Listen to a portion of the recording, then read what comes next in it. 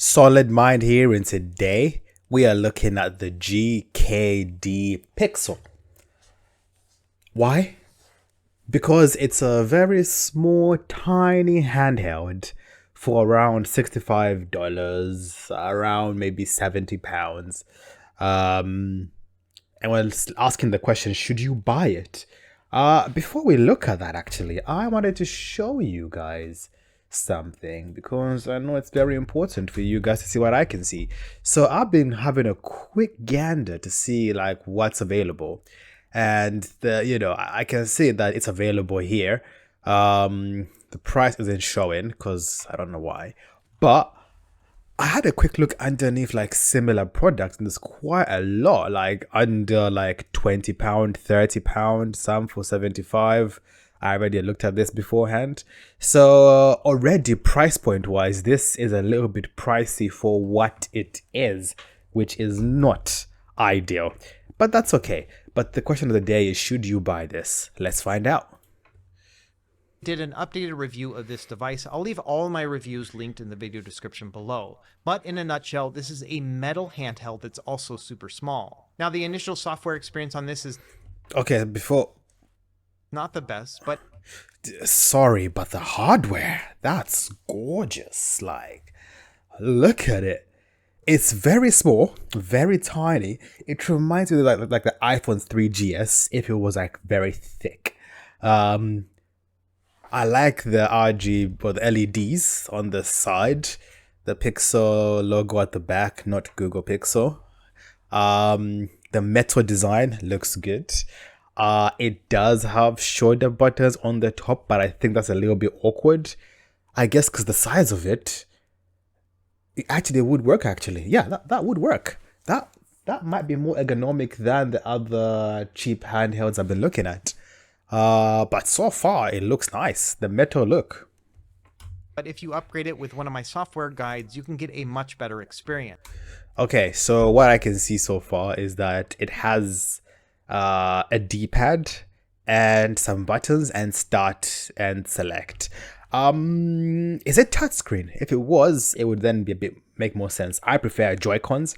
A lot of games need Joy-Cons or work better with Joy-Cons. I've played games that need Joy-Cons, and I use the control like this, and it's not as good. It's not as good. I'm just being honest, because the issue is trying to move like the control to this corner. You have to press both buttons, and it's hard to really like control where you're moving. Like if you're in this end, if you're going up, down, left, right, easy. But trying to like go like side to side, like on an angle, that's where these fall apart. So the type of games I'm guessing you can play are very retro games. This might not even be able to play PS1 games. This is very much old school, Game Boy type of games. Oh, it even says it actually. It says Game Boy, Advanced, Color, Neo Geo. So those type of games that need this control. But okay, let's continue.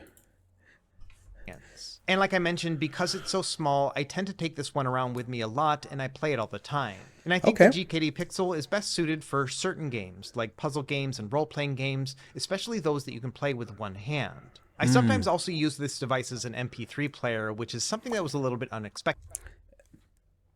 That's very strange. Does it have Bluetooth or is it wired? Did for me. Anyway, if you're in the market for something that's really small that you can maybe throw in your bag or in your pocket, and you want something that's a little bit more rugged, then I think the GKD Pixel is a really good bet.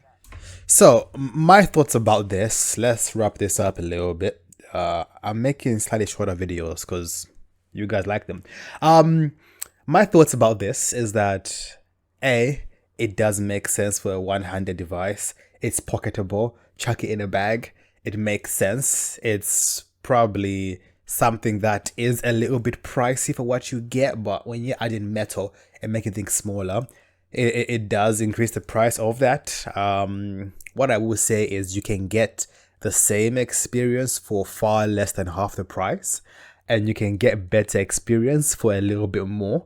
So should you guys get this? I would say yes if you just want a rugged little device to emulate old games, but you don't want to invest much or space is limited where you are.